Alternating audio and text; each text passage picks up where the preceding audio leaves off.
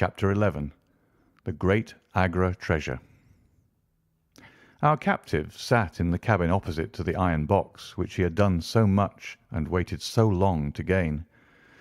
He was a sunburned, reckless-eyed fellow with a network of lines and wrinkles all over his mahogany features, which told of a hard, open-air life. There was a singular prominence about his bearded chin, which marked a man who was not to be easily turned from his purpose. His age may have been 50 or thereabouts, for his black curly hair was thickly shot with grey. His face in repose was not an unpleasing one, though his heavy brows and aggressive chin gave him, as I had lately seen, a terrible expression when moved to anger. He sat now with his handcuffed hands upon his lap and his head sunk upon his breast, while he looked with his keen twinkling eyes at the box which had been the cause of his ill-doings. It seemed to me that there was more sorrow than anger in his rigid and contained countenance. Once he looked up at me with a gleam of something like humour in his eyes. "Well, Jonathan Small," said Holmes, lighting a cigar, "I am sorry that it has come to this." "And so am I, sir," he answered frankly. "I don't believe that I can swing over the job. I give you my word on the book that I never raised a hand against Mr. Sholto. It was that little hellhound Tonga who shot one of his cursed darts into him. I had no part in it, sir. I was as grieved as if it had been my blood relation. I welted the little devil with the slack end of the rope for it, but it was done, and I could not undo it again." "Have a cigar," said Holmes, "and you had best take a pull out of my flask, for you're very wet. How could you expect so small and weak a man as this black fellow to overpower Mr. Sholto and hold him while you were climbing the rope?" "You seem to know as much about it as if you were there, sir. The truth is I had hoped to find the room clear. I knew the habits of the house pretty well, and it was the time when Mr. Sholto usually went down to his supper. I shall make no secret of the business. The best defence that I can make is just the simple truth. Now, if it had been the old Major, I would have swung for him with a light heart. I would have thought no more of knifing him than of smoking this cigar. But it's cursed hard that I should be lagged over this young Sholto, with whom I had no quarrel whatever." "You are under the charge of Mr. Athelney Jones of Scotland Yard. He is going to bring you up to my rooms, and I shall ask you for a true account of the matter. You must make a clean breast of it, for if you do I hope that I may be of use to you. I think I can prove that the poison acts so quickly that the man was dead before ever you reached the room." "That he was, sir. I never got such a turn in my life as when I saw him grinning at me with his head on his shoulder as I climbed through the window. It fairly shook me, sir. I'd have half killed Tonga for it if he had not scrambled off. That was how he came to leave his club, and some of his darts too, as he tells me, which I dare say helped to put you on our track, though how you kept on it is more than I could tell. I don't feel no malice against you for it, but it does seem a queer thing," he added with a bitter smile, "that I, who have a fair claim to nigh upon £500,000 of money, should spend the first half of my life building a breakwater in the Andamans, and am like to spend the other half digging drains at Dartmoor. It was an evil day for me when I first clapped eyes upon the merchant Achmet and had to do with the Agra treasure, which never brought anything but a curse yet upon the man who owned it.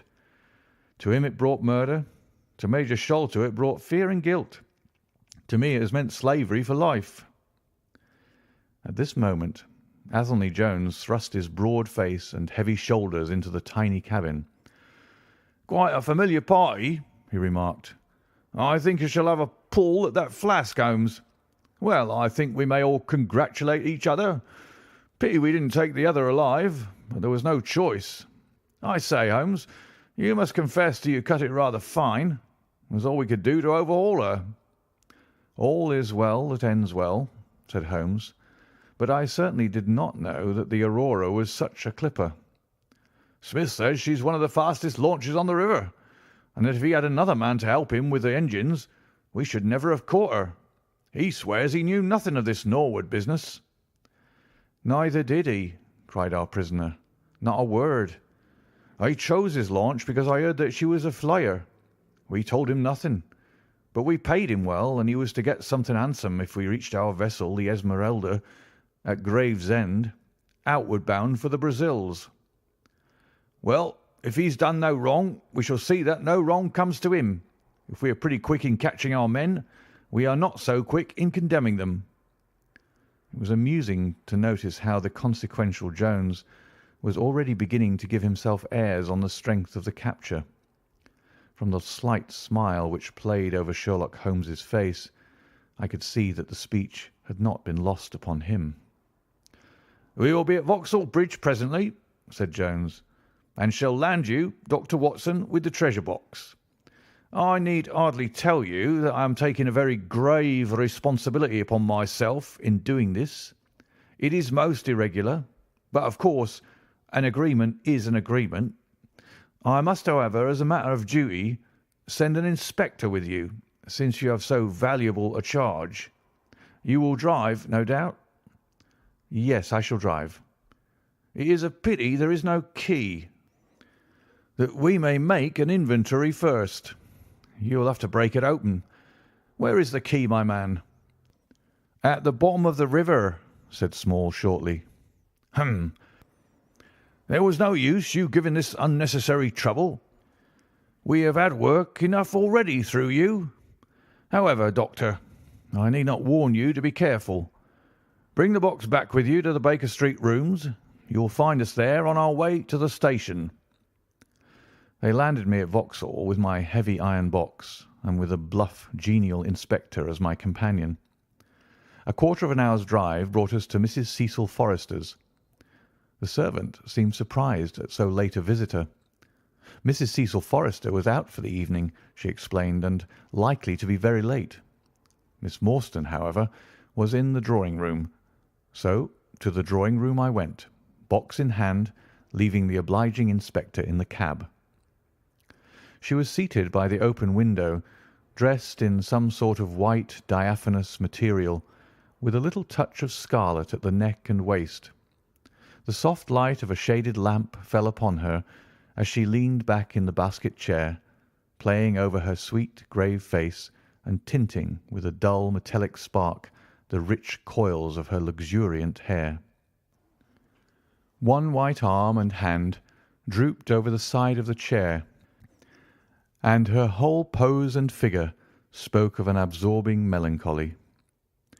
At the sound of my footfall she sprang to her feet, however, and a bright flush of surprise and of pleasure coloured her pale cheeks. "I heard a cab drive up," she said. "I thought that Mrs. Forrester had come back very early, but I never dreamed that it might be you. What news have you brought me?" "I have brought you something better than news," said I, putting down the box upon the table and speaking jovially and boisterously, though my heart was heavy within me.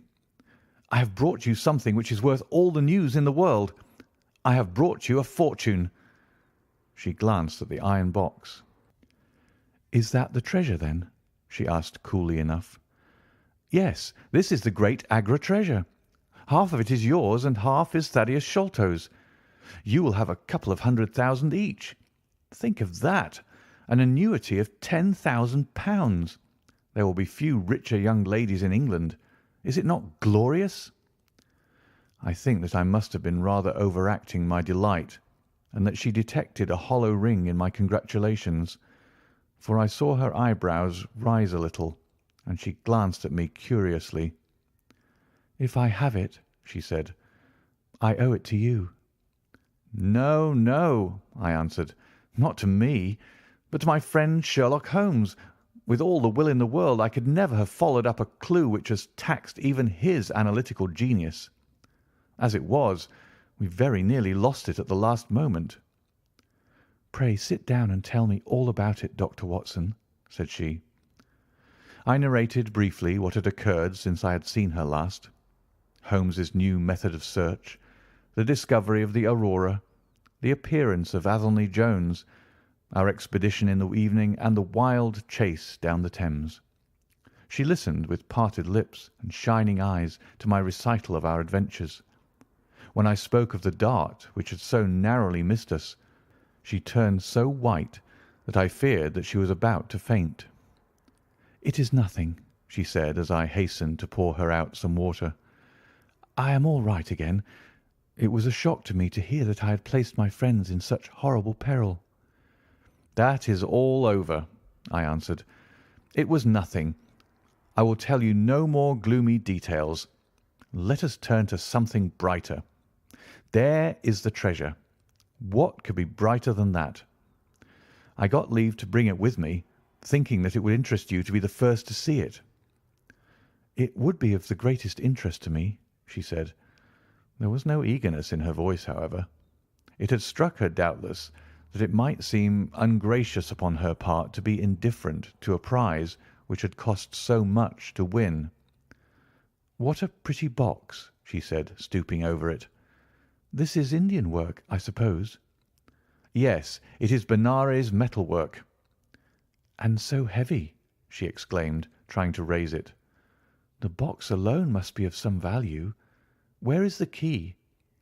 "Small threw it into the Thames," I answered. "I must borrow Mrs. Forrester's poker."